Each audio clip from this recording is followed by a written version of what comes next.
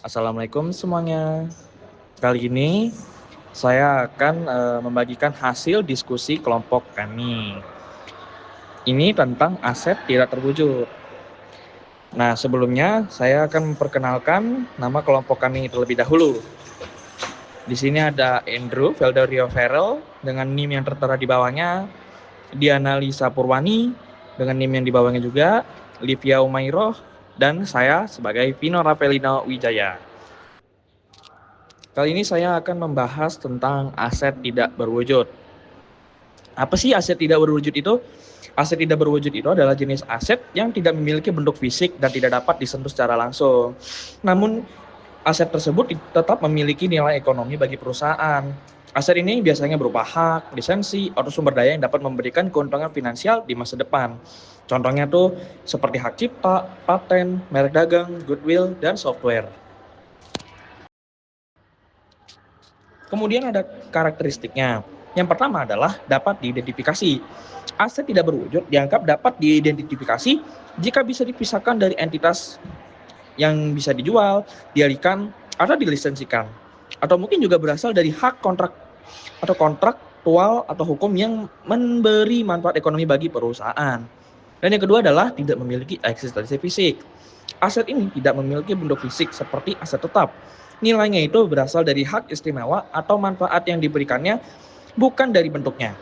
Dan yang ketiga adalah aset tidak berwujud bukanlah aset moneter seperti kas, piutang, atau investasi, karena tidak mencerminkan klaim langsung atas kas atau setara kas. Aset ini diklasifikasikan secara terpisah.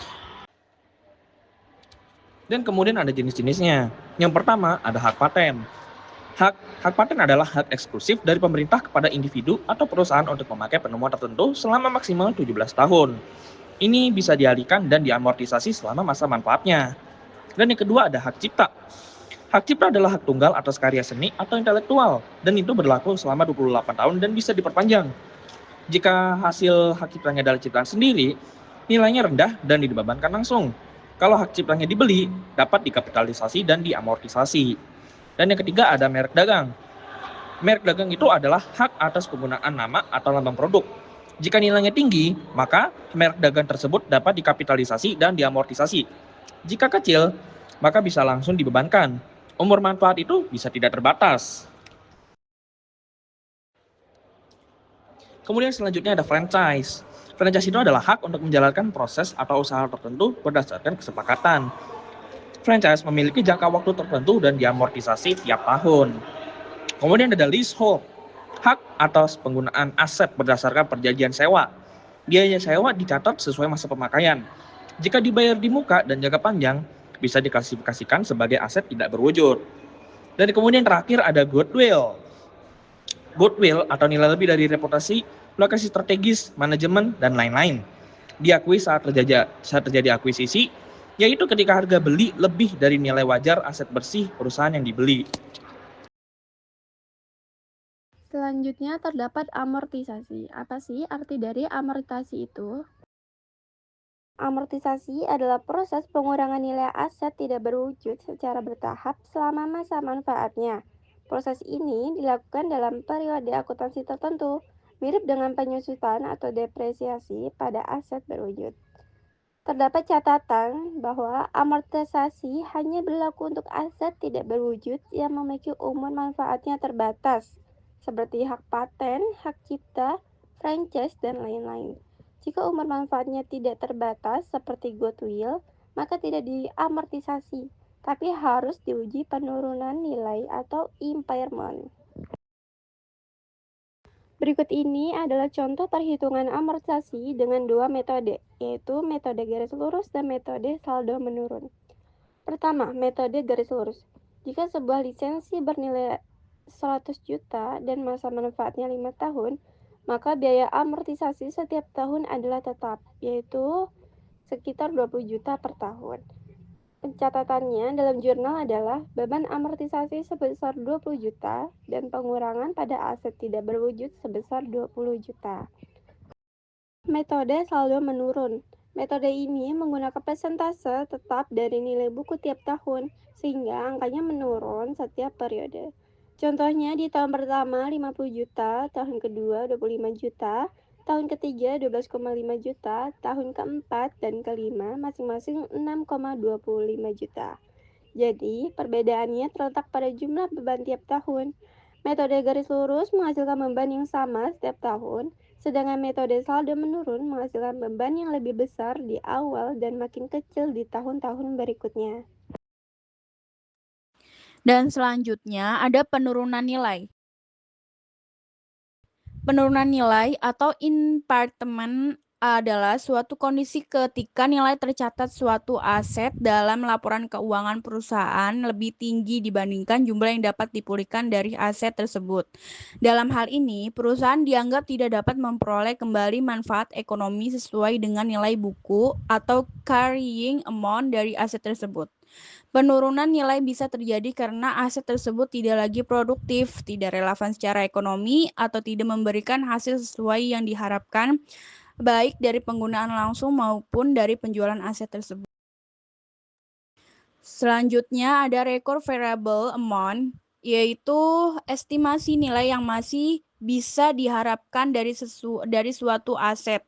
Nilai ini ditentukan dengan membandingkan dua pendekatan lalu diambil yang lebih tinggi, yaitu recoverable amount itu lebih tinggi antaranya nilai wajar dikurangi biaya untuk menjual atau fair value less account to sell, merupakan estimasi nilai aset jika dijual di pasar dikurangi semua biaya penjualan seperti komisi, pajak atau biaya legal.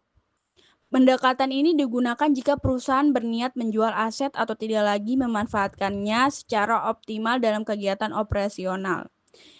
Yaitu yang kedua, nilai pakai atau flow in use adalah nilai sekarang dari arus kas masa depan yang dihasilkan dari penggunaan aset hingga akhir masa manfaatnya digunakan jika aset masih digunakan untuk operasional. Pendekatan ini digunakan jika perusahaan masih akan menggunakan aset tersebut dalam jangka waktu lama. Contoh soalnya, PTX memiliki aset tidak berwujud dengan nilai tercatat 100 juta. Setelah dilakukan penilaian, recoverable amount aset tersebut hanya 75 juta. Nah, pertanyaannya, apakah terjadi penurunan nilai? Jika iya, berapa besar kerugiannya dan bagaimana jurnalnya? Jawabannya, ya, terjadi penurunan nilai karena nilai tercatat 100 juta lebih besar dari recoverable amount 75 juta. Kerugian penurunan nilai 100 juta dikurang 75 juta sama dengan 25 juta.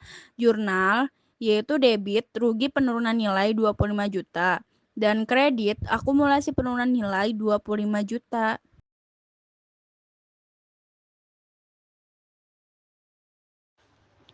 Selanjutnya ada depresi.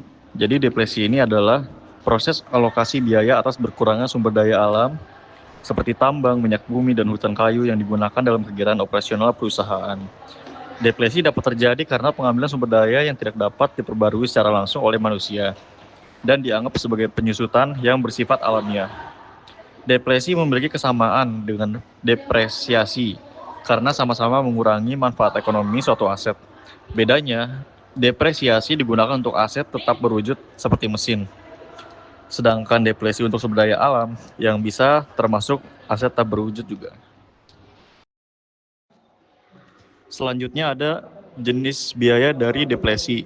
Yang pertama adalah biaya praeksplorasi, yaitu adalah biaya awal sebelum perusahaan punya hak eksplorasi atas suatu wilayah.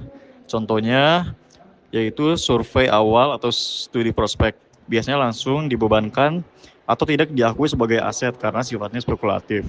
Yang kedua, ada biaya eksplorasi dan evaluasi, yaitu adalah biaya untuk mencari dan menilai potensi sumber daya alam. Contohnya yaitu pengeboran, sampling, studi geologi, dan analisis kelayakan teknis. Bisa diakui sebagai aset jika menghasilkan manfaat ekonomi.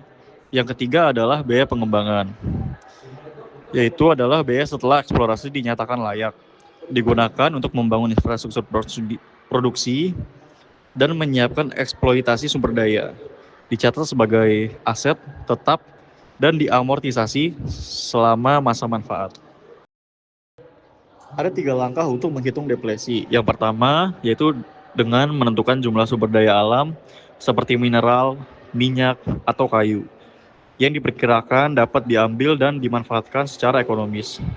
Yang kedua, perkiraan nilai sisa dari lokasi tambang atau aset setelah seluruh sumber daya dieksploitasi. Nilai ini akan dikurangi dari total biaya untuk menghitung depresi. Yang ketiga, meliputi seluruh biaya dari izin eksploitasi hingga siap produksi, seperti biaya pembelian, lahan, pengurusan perizinan, eksplorasi, dan pembangunan awal. Di sini kami siapkan contoh soal untuk depresi. Jadi PT Mineralindo membeli lahan tambang seharga 500 juta rupiah. Estimasi kandungan batu bara yang dapat diambil adalah 100.000 ton. Pada tahun pertama, perusahaan berhasil menambang 20.000 ton. Lalu pertanyaannya adalah, hitunglah beban depresi pada tahun pertama. Di sini kami sudah siapkan caranya. Jadi beban depresi rumusnya adalah harga perolehan dibagi dengan estimasi total produksi dikali dengan produksi tahun ini. Jadi harga perolehan didapatkan 500 juta rupiah dibagi dengan estimasinya yaitu 100.000 ton dikali dengan produksi tahun ini yaitu 20.000 ton. Hasilnya 5.000 rupiah dikali 20.000 ton, hasilnya adalah 100 juta rupiah. Jadi beban depresi tahun pertama adalah 100 juta rupiah. Sekian dari kelompok kami, semoga presentasi yang kami berikan bermanfaat, kurang lebihnya mohon dimaafkan. Wassalamualaikum warahmatullahi wabarakatuh.